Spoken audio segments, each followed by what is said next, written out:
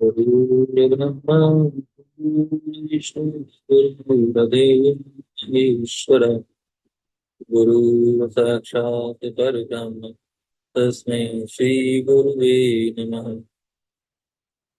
त्वमेव माता च पिता त्वमेव त्वमेव बन्धुः सखा त्वमेव त्वमेव विद्या द्रविणं त्वमेव त्वमेव सर्वं देव देव।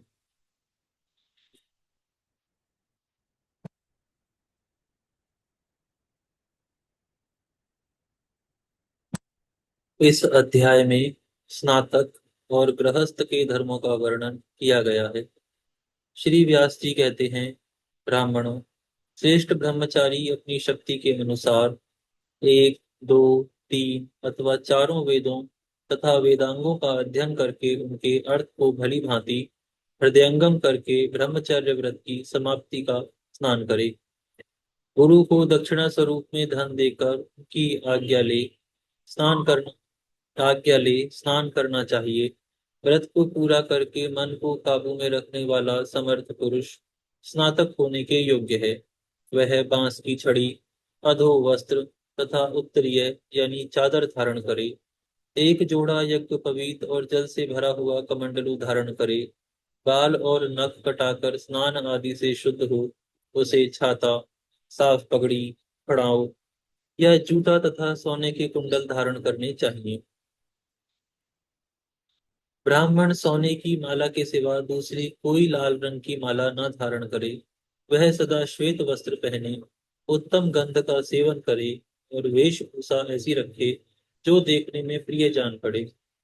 धन रहते हुए फटे और मैले वस्त्र न पहने। अधिक लाल और दूसरे के पहने हुए वस्त्र, कुंडल, माला, जूता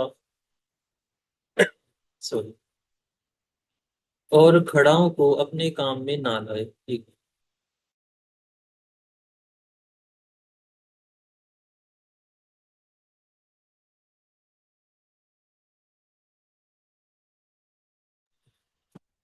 सॉरी। यज्ञोपवीत, आभूषण, कुश और काला मृग चर्म, इन्हें अपसव्य भाव से न धारण करे। अपने योग्य स्त्री से विधि पूर्वक विवाह करे। स्त्री शुभ गुणों से युक्त, रूपवती, सुलक्षणा और योनिगत दोषों से रहित होनी चाहिए। माता के गोत्र में जिसका जन्म ना हुआ हो, जो अपने गोत्र में उत्पन्न ना हुई हो तथा उत्तम शील और पवित्रता से युक्त हो, ऐसी भार्या से ब्राह्मण विवाह करे। जब तक पुत्र का जन्म ना हो तब तक केवल ऋतु काल में स्त्री के साथ रहे। इसके लिए शास्त्रों में जो निषिद्ध दिन हैं उनका यत्न पूर्वक त्याग करे। षष्ठी, अष्टमी, पूर्णिमा, द्वादशी एवं चतुर्दशी ये तिथियां स्त्री के साथ रहने के लिए निषिद्ध हैं। उक्त नियमों का पालन करने से गृहस्थ भी सदा ब्रह्मचारी ही माना जाता है। विवाह काल की अग्नि को सदा स्थापित रखें और उसमें अग्नि देवता के निमित्त प्रतिदिन हवन करें। स्नातक पुरुष इन पावन नियमों का सदा ही पालन करे। अपने वर्ण और आश्रम के लिए विहित वेदोक्त कर्म का सदा आलस्य छोड़कर पालन करना चाहिए। जो नहीं करता वह अत्यंत भयंकर नरकों में पड़ता है। सदा संयमशील रहकर वेदों का अभ्यास करे। पंच महायज्ञों का त्याग ना करे। गृहस्थोचित समस्त शुभ कार्य और संध्योपासन करता रहे। अपने समान तथा अपने से बड़े पुरुषों के साथ मित्रता करे। सदा ही भगवान की शरण में रहे। देवताओं के दर्शन के लिए यात्रा करे तथा पत्नी का पालन पोषण करता रहे।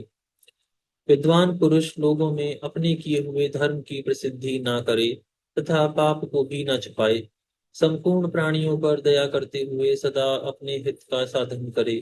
अपनी वय, कर्म, धन, विद्या, उत्तम कुल, देश, वाणी और बुद्धि के अनुरूप आचरण करते हुए सदा विचरण करता रहे। श्रुतियों और स्मृतियों में जिसका विधान हो तथा साधु पुरुषों ने जिसका भली भांति सेवन किया हो, उसी आचार का पालन करे। अन्य कार्यों के लिए कदापि चेष्टा ना करे। जिसका उसके पिता ने अनुसरण किया हो तथा जिसका पितामहों ने किया हो, उस वृत्ति से वह भी सत्पुरुषों के मार्ग पर चले, उसका अनुसरण करने वाला पुरुष दोष का भागी नहीं होता। प्रतिदिन स्वाध्याय करे, सदा यज्ञोपवीत धारण किए रहे तथा सर्वदा सत्य बोले, क्रोध को जीते और लोभ मोह का परित्याग करे। श्री गायत्री का जप तथा पितरों का श्राद्ध करने वाला गृहस्थ मुक्त हो जाता है। माता पिता के हित में संलग्न, ब्राह्मणों के कल्याण में तत्पर, दाता, याज्ञिक और वेद भक्त गृहस्थ ब्रह्मलोक में प्रतिष्ठित होता है। सदा ही धर्म, अर्थ और काम का सेवन करते हुए प्रतिदिन देवताओं का पूजन करे और शुद्ध भाव से उनके चरणों में मस्तक झुकाए। बलि वैश्वदेव के द्वारा सबको अन्न का भाग दे, निरंतर क्षमा भाव रखे और सब पर दया भाव बनाए रखे, ऐसे पुरुष को ही गृहस्थ कहा गया है। केवल घर में रहने से कोई गृहस्थ नहीं हो सकता। क्षमा, दया, विज्ञान, सत्य, तम, शम, सदा, आध्यात्म चिंतन तथा ज्ञान, ये ब्राह्मण के लक्षण हैं। श्रेष्ठ ब्राह्मण को उचित है कि वह विशेषतः इन गुणों से कभी च्युत ना हो, अपनी शक्ति के अनुसार धर्म का अनुष्ठान करते हुए निंदित कर्मों को त्याग दे, मोह रूपी कीचड़ को धोकर परम उत्तम ज्ञान योग को प्राप्त करके गृहस्थ पुरुष संसार बंधन से मुक्त हो जाता है। इसमें अन्यथा विचार नहीं करना चाहिए। निंदा, पराजय, आक्षेप, हिंसा, बंधन और वध को तथा दूसरों के क्रोध से उत्पन्न होने वाले दोषों को सह लेना क्षमा है। अपने दुख में करुणा तथा दूसरों के दुख में सौहार्द, स्नेहपूर्ण सहानुभूति के होने को मुनियों ने दया कहा है, जो धर्म का साक्षात साधन है। छयो अंग, चारों वेद, मीमांसा, विस्तृत न्याय शास्त्र, पुराण और धर्मशास्त्र, ये 14 विद्याएं हैं। इन 14 विद्याओं को यथार्थ रूप से धारण करना, इसी को विज्ञान समझना चाहिए, जिससे धर्म की वृद्धि होती है। विधि पूर्वक विद्या का अध्ययन करके तथा धन का उपार्जन कर धर्म कार्य का अनुष्ठान करें, इसे भी विज्ञान कहते हैं।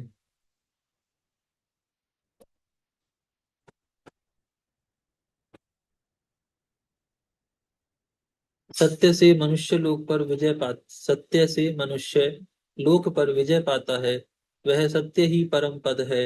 जो बात जैसे हुई हो, उसे उसी रूप में कहने को मनीषी पुरुषों ने सत्य कहा है।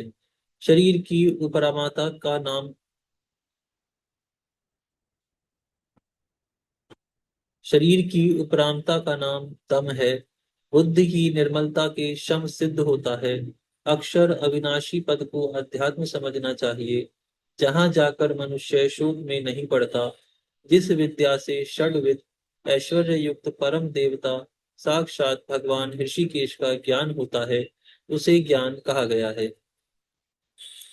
जो विद्वान ब्राह्मण उस ज्ञान में स्थित, भगवत परायण, सदा ही क्रोध से दूर रहने वाला, पवित्र तथा महायज्ञ के अनुष्ठान में तत्पर रहने वाला है, वह उस उत्तम पद को प्राप्त कर लेता है।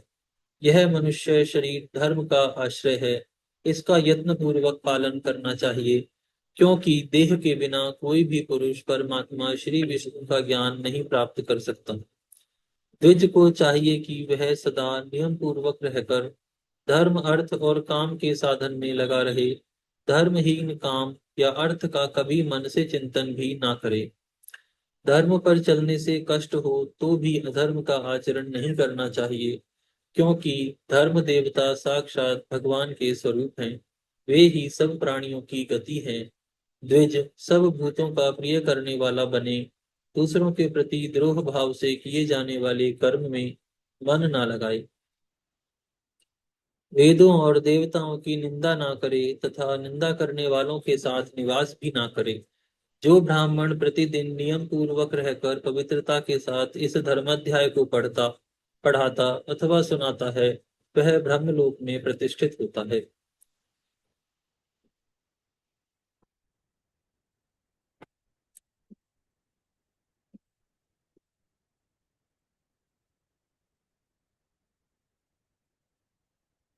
यहाँ पर यह अध्याय पूर्ण होता है। आज हम यहाँ पर विराम करते हैं, फिर कल से प्रारंभ करेंगे। हे गौ माता, आप सभी देवी देवताओं की माता, सभी पुण्य का पुण्य, सभी तीर्थों का तीर्थ हैं। हम सभी आपको दंडवत प्रणाम करते हैं। आपकी कृपा सदैव हमारे ऊपर बनी रहे। इस पवित्र सावन मास में आज का पाठ हम श्री सोमनाथ ज्योतिर्लिंग को समर्पित करते हुए प्रभु श्री से प्रार्थना करते हैं कि वहां के तीर्थ की पवित्रता सदैव बनी रहे। धर्म की जय हो, अधर्म का नाश हो, प्राणियों में सद्भावना हो, विश्व का कल्याण हो। गौ माता, राष्ट्र माता, गौ हत्या बंद हो। श्री पद्म पुराण की जय हो। आज के आनंद की जय हो। नमः श्री पार्वती पतये हर हर महादेव। जय जय श्री राधे श्याम।